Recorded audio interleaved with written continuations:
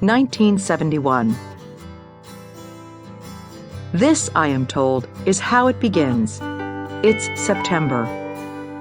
A tall black woman with a foreign accent pulls up to the curb in a red convertible.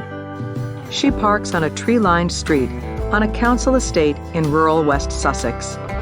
The stocky, espresso-skinned man next to her keeps twisting round in his seat to gaze at the plump baby girl asleep in a Moses basket on the back seat.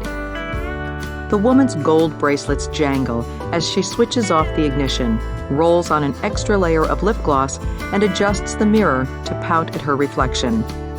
Unknown to her, net curtains begin to rustle and twitch. White faces peer out. Wondering, watching. The woman slams her car door shut. She strides down the little dandelion-choked path to number 52, West Walk, her flat nose tipped towards the setting sun. The man trails several steps behind her. The woman, in her white silk suit, turns and adjusts the lapel of her companion's sports jacket. The front door opens. The black woman, almost 6 feet tall, towers over the white woman standing in front of her. "Mrs. Taylor?" the tall stranger inquires. Mrs. Taylor says she prefers to be called Nanny. The children like it. Nanny is nearly 57 years old, silver-haired, eyes the color of clouds on a rainy day, 5 feet tall. Nanny had sent away for the baby in the Moses basket a few days earlier. She had been sending away for African children and looking after them in her home for more than a decade.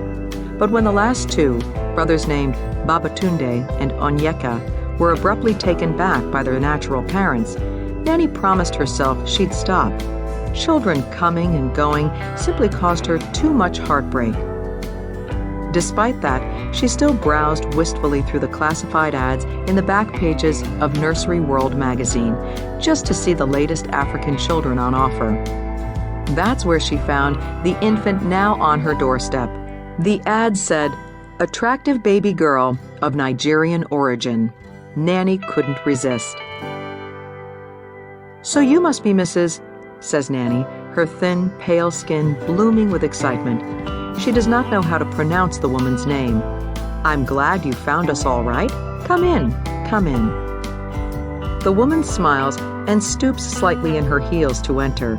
The man follows her in, clutching the Moses basket. "Please, call me Lizzie," she says, "and this is her. Her name's Anita Precious," she continues, looking absently down at the baby, as if she just remembered it existed. "Let me have a deco at her then," says Nanny. The 10-week-old baby has skin the color of toffee and a wig-like puff of black, tightly curled hair.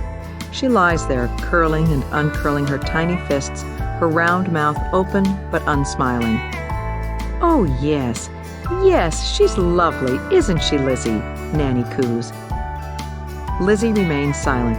She has a put-out, nauseated look on her face, like someone who's just trodden in a dog's mess while wearing their favorite shoes. So here I am, the silent, watchful baby in a Moses basket. Nanny falls in love with me instantly, or at least that's what she tells me once I'm old enough to ask about my past. Gramps, Nanny's lovely husband, sits in his wheelchair, smiling rather than talking.